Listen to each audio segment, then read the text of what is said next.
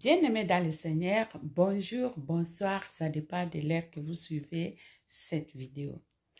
Je voulais juste vous montrer qu'est-ce qui se passe chez nous au Congo. Où nous allons, où allons-nous, quand ça va s'arrêter. Même si la nature d'aimer, on nous a envoyé pour un jour mourir. Mais quand on parle de mort précoce, c'est vraiment, ce n'est pas tout du tout bien. Que ce soit sur le monde spirituel ou sur le monde physique, que ce soit, il n'y a pas de soins médicaux, que ce soit, je ne sais pas quelles raisons que nous allons parler pour ces choses. Mais si c'est les raisons politiques, donc la politique doit avoir ses devoirs et faire dans la façon que beaucoup de choses s'organisent dans les bonnes choses.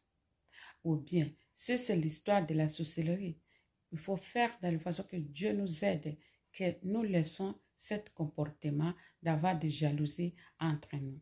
Vraiment, prions beaucoup pour nous, pour nos frères, pour notre continent africain. Prions pour nos enfants, prions pour la génération prochaine. Ce n'est pas du tout bien ce que nous voyons. Ce que nous voyons, ce n'est pas du tout un bon héritage pour nos enfants.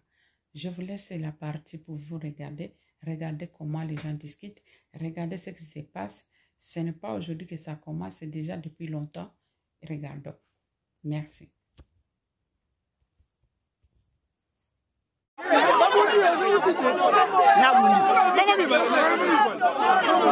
Mais ça n'a pas tout ce que tu vas dans la bango, tu seras bien, tu liras bien, mais na mutema alinga côté. Donc mon occasion na ye ko se permettre à kosala likambo ye akanisi na mutu na ye.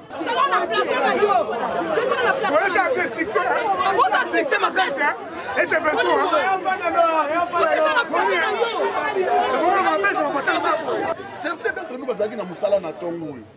Ndeko nanga ba préparer fête. Ba préparer matanga te. Mutalo baka lobi na tongo na okende musala. Mais mutalo baka teke lobi na tongo na kokufa. Mutu moko tete na maloba. Quelque part ba mina dia ba kwa kike. Akende na mondenga ba ndeko akasha ba déjà. Donc akende na ona kwa kike parce que famille ezana na parti koleka. Famille na parti koleka. Piso lelo to ya ko. Même na compte ya comédien, na compte ya comédien na okende. Passer patron nani banani. Non, banani. Nani Kobla. Kobla. Papa, umoni abe. Tuna ngani, zela petit nga wazali. Na sai direct pendant 1 heure du temps ngo moninga bon. Naza ko lemba na loboko. Na Kauka, na quartier Kauka na commune Kalamu, na avenue Bella, donne numéro 13. Na passé familial ya Cheko Matondo o azalaki bongo groupe président ya groupe Yokason. Ma comédie bazali be na gauche nanga. Je pense que bozo mona bazali na passé Matou Serge. Passé patron sango ya Cheko. Babi Cheko ku na 12h et na 2h du matin. Je sais pas tant mon qui ça on a tongo na 2h ou comment on va pas nani comment ça a été.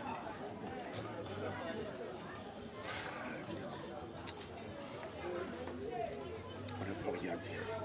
Vous savez, ça fait trop mal. Tcheko est mon jeune frère. Tcheko, Bazabaleki Oyo. On dit qu'on a émergé dans Moussala. Puis, les Rassali groupe Naye, Yokason, j'étais parmi Batoyo. Pesa qui est main forte yaki ko épauler pour que le groupe wana Yokason soit en pleurs et matin.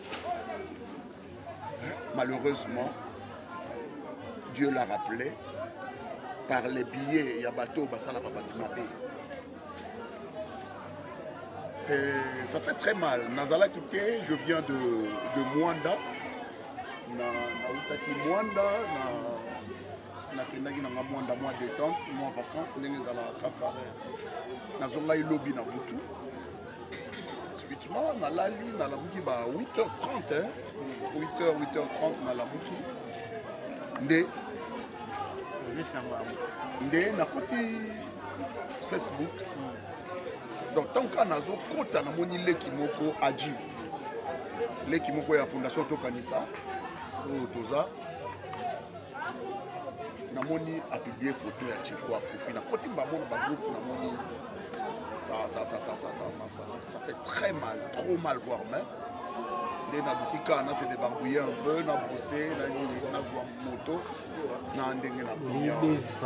Ça fait trop mal. Est-ce que Salama qui peut que vous jouez na ensemble na Tcheko to ba dernier moment Tcheko butana inaye? Na sûr. Je suis parmi le grand oyo na pesa Tcheko maboko pour que groupe na yoka son exemple. Ngala bana ko ya awa to kutani na Tcheko, to vandi, to le, to meli na tournée et Sili na Sominda. Donc il fit un jeune frère que on est comme mana motema. Et na ba dernier moment na ye awa to kutana ki na matanga ya mwasi ya papa Alain. Mais to kutana ki na ye. On a eu le temps de bavarder, de parler, après ça, il y a un conseil concernant Makambo, il y a Kaka, il y a Kolia, il y a Rosana, peut-être que Linga côté, mais ami Bibi, ça t'est qu'à Linga Kayo.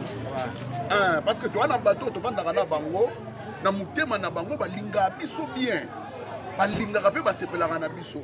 Mais ça n'a pas tout ce que tu vas dans la bango, tu seras bien, tu liras bien, mais na mutema à Linga côté. Donc, l'occasion de se permettre à kosala likambo yé à kanisi na mutu na ye. Tu es barabangote. Mais tu vas na bango le quoi baninga, tu olia na bango le quoi baninga, tu seka na bango le quoi baninga, mais na mutema na ye. Ayina yo mukolo occasion de se permettre à quoi achever yo to à kosala oyo mutema na ye kotinda ça un peu ça. C'est vous bani en fiena vous ko bato côté misi bato bandi ko loba pona ba comédien bona bonga mais bino bato yebi komba muta botanga kombo bandi ko loba comédien nsi siko yoza otinda kute siko temi sino ka bato otondi si bato mutu so akufi au moins mutu mususu neti oyoki oyemba la moko eza mutu mususu o sapoter pe po ya mutu so tomsa kende musala journal eloko mona bato mikolo nyonso bando mona ka bato mais yesiko yo fi wana atemisi ba micro le quoi yenda komi mo pape ya mboko abanda ko ba n'importe quoi ce que tu dois beta ce que bato alobi ne Marie-Jeanne tu es dans beta ce que bato Marie-Jeanne parce que Marie-Jeanne non Marie-Jeanne sois calme Marie-Jeanne sois calme si tu te la Tcheko na kimia vous savez naba mesika matanga il ne faut pas se permettre de dire du n'importe quoi. Vous savez, les lots autoyés et pas Tcheko pour tout ça la famille moko auto bengi famille théâtrale.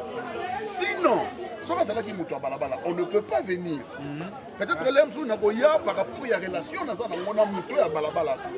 Mais ceux qui sont comédiens, tout ça parce que Azale qui n'a biso musala famille moko maman n'a biso musalo to salaka makila n'a biso musalo to salaka yango to zoya les artistes sango et Tcheko est décédé à 2h du matin. Peut-être il y avait certains d'entre nous bazaki na misala yo kande de kwazo no certains d'entre nous bazaki na musala na tongo de konanga ba préparer la fête ba préparer matanga mutalo baka lobi na tongo na okende musala. Mais mutalo baka teke lobi na tongo na kokufa mutu moko tete na maloba mutalo baka ke lobi na kolia pondu mutu moko talo baka ke lobi na tongo na ndamuki na kobela mutu moko talo baka c'est ça nous est arrivé brisque mais on a dû soit akufi on nous supporte quand même c'est pas possible pour Serge futo lo molelo koyo parce que ba makambo biso peto sima mikoto oloba et ko susciter ba makambo susu parce que c'est quoi dans la famille? Tant que biso moko, toujours le bac non, c'est comme comédien, tout mais capitale on l'a fait le quoi. Sinon que c'était ma caméra sous, c'est ça. On nous supporte quand même Mira. N'amène pas monter déjà. Non, qu'on nous supporte. Non, on va monter dans la terre. Je ne passe pas. Et Nazalaka nanga trop agressivité. Nazara calme par rapport à Yangaï, par rapport peut-être à mon éducation et mais bande Bonabiso doivent nous supporter. Imaginez ça, naïe n'a coupé les papas ma colossalité. Donc naïe pendant naïe sur naïe en cascade pas tant qui te quoi couper et ça linga malongate. Yo, hein? Voilà maintenant. Voilà maintenant et Miss Babitumba, ça va pas. Ça va pas. Voilà, mais là, Bitumba. Ça va pas. Hein, c'est pas normal. Ça va pas. Nini boy.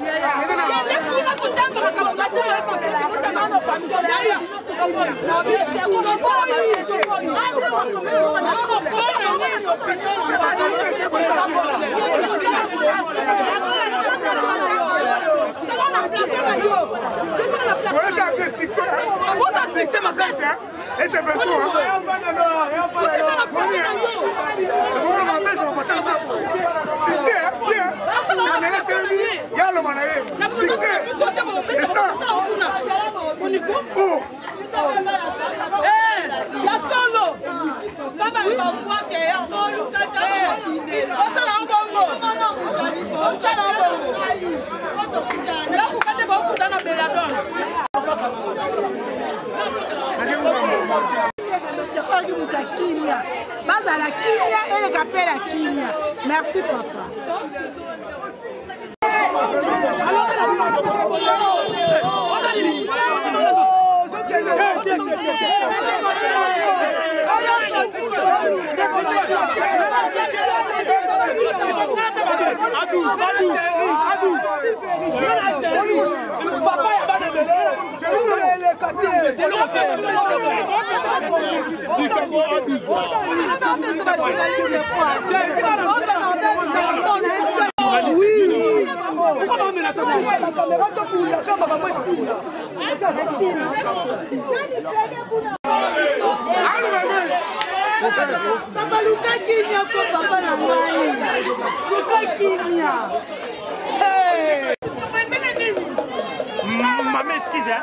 Maman, excusez, c'est ma caméra, moi, ça n'a l'objet, bien. Simba, zela. Zela, maman. Toqué. Maman, est-ce que ma caméra, moi, ça n'a bien raison. Qui m'a koufi? Ya lokuta, ya solo ebimaka. Mais maman, vous n'êtes pas ni. Bon, où est nini? Koufi. Tu n'as pas solo que n'a pas si. Non, putain, na mona ki muta wala ki te ko ta ki te. Mais na mata ko se ko loba. Foi ba façon ni nos olobi. Et un d'abord. Okoza yo osala banalisme. Osala pe banalisme. Faut que nos façon on donne nos olobi là. Parce que ton pays c'est là. Nyoso e kontaka.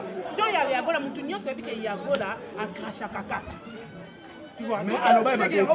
Aloba ma bête. Bo bangela ki bokata. Bangi bokata ko bika ko cracher. Stéphanie, président. Ya gola ya sanga na ngasa de c'est là. Le mona sala ma bête, sala la fallait pas.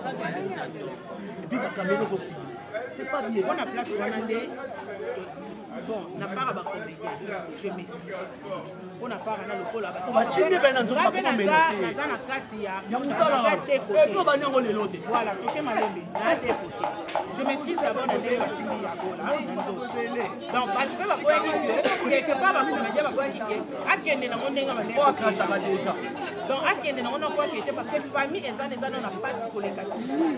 famille n'a pas pour les piso les autres même na compte ya comédien na compte ya comédien na okende même na compte ya presse na kokende mais famille siko tie kotika là etikala na place parce que na ministère d'identité etikali analyse et ça la mikolo à partir de lelo ezaka que non bitumbe bimaki na matanga cheko yango nde loko ba comédien balinga moni soyi ba comédien bayoka yenga ngana poussa ni pemele mona bibo tika namuno nazo de bise peut-être arranger ma vie moto pesa yo asuke ya gola ngayo ainga yoka ngabona ayo yana ye ako yoka nga pani so yoka nga te nengala ba memba kata para ngamo na ba akata ke interview na ba te pété mais lorsque na yo alboki bose biso ndo sala te wabi ke ngam tu na journaliste famille journaliste moko babi luba ya ba ba ya kanyo si je sais moi déjà en fait dans que et bi bose bose ko foni porte moko ara ya kwa ko ne bi bara ko kwa bien je comprends ça na ba la pa déjà que non et tene ma be wana bana ka test heureusement que ngana zake na kona loba que non et ça ambiance na ka c'est quoi ça la tu bandosa biso so c'est pour cela que moi je dis que nyonso bimi c'est tieko maman na tieko nangana adi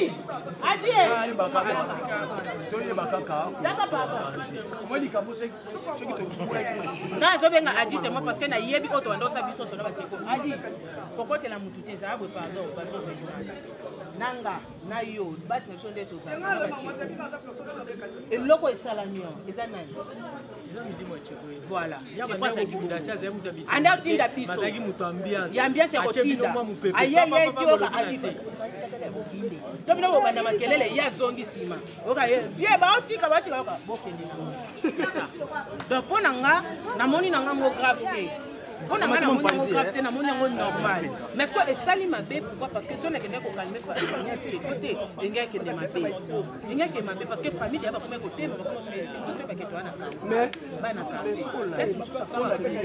falaki eloba ngo atanga tv so olandi ya ngola partout na basi kokodo on a 30 000 francs à 15 000 nyama aussi c'était maman.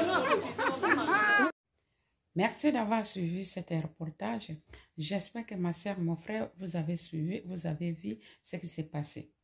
À ta place, à ma place, donc au lieu que nous critiquons, au lieu de parler beaucoup, nous allons réfléchir les genoux et prier Dieu de façon que Dieu prenne soin de nos présidents africains, il prenne soin de nos familles, il prenne soin de la génération, notre génération qui suit maintenant pour comprendre des choses et éduquer les gens dans une autre manière de mentalité pour que le Congo change la mentalité. Nous-mêmes, nous n'arriverons pas pour changer le Congo.